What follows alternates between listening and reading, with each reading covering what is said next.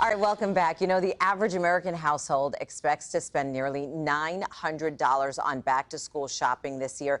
That number actually seems a little bit low when you think about it. Overall, the National Retail Federation says back-to-school spending, it's actually expected to reach a record high, $41 billion. That is billion with a B. So some questions are, what are some ways that you can save on some of those essentials? So some helpful tips. We are joined this morning by financial advisor and also founder of Bridgeriver Advisors, which is in Bloomfield Hills, Dan Casey. Dan, thanks so much for being here with us. Thank you. Thanks for having me. So this is kind of the time of year, you know, we're almost to August where parents are starting to think, okay, I've got to start checking some things off the list. Yes. And it can get really expensive.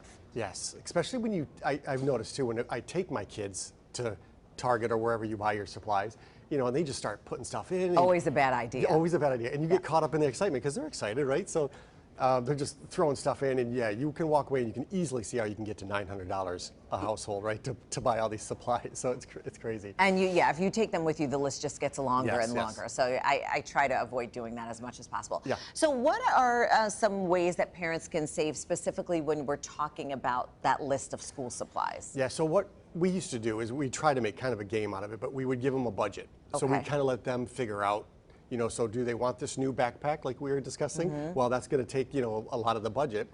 So maybe you can't get your favorite mechanical pencils or whatever the heck they want.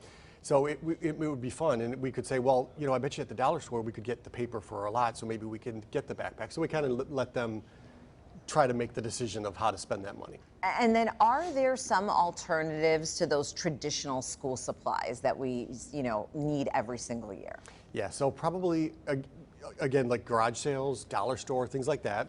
Of course, using last year's product, you know, that's they never want to do that. But if it's still in great condition, you know, maybe they can. Again, if you give them that budget and say, hey, if we use last year's backpack, maybe we can get, you know, the other stuff that you really want, like the earbuds that is on the list or whatever that they want. And I know, you know, for some families looking for sales or coupons or discounts, what are some ways that families can take advantage of some of those things? Yeah, I was doing some research too, and you could also buy, like, if they need mechanical pencils or whatever, and you know they're going to ask for more halfway through the year, buy them in bulk.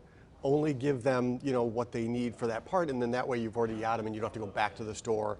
I did some research too on just like the pricing, and I thought Amazon was going to be a lot cheaper than like just like your local Target. Really wasn't. It was about the same price. It tends to be a little bit more expensive too at times, I think, as it gets closer to the start of the school year. And they all have their minimums of how much you have to spend to get the free shipping. So, but I found sometimes too that if we skip the store and we just all sit down in front of the computer at Amazon, it's sometimes a lot. It avoids the throwing the stuff in the basket.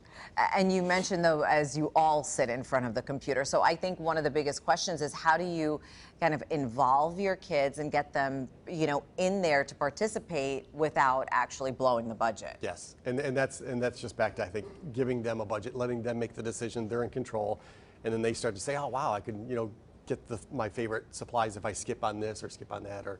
And have them kind of be a part of the process. Exactly. And so really quickly before we go, what are the products that families tend to spend the most money on? I think it's like what we were discussing, the backpacks, of course, right? They always have to have the new backpacks, and the tech items, of course, that a lot of times that they're required to have, or like the earbuds and things like that. So odds are the kids already have earbuds. Sure. So use what you've got and maybe skip it this year. All right. Good advice. Thank you so much. Thanks. We appreciate it. Special thanks, Dan Casey from Bridgeriver Advisors in Bloomfield Hills.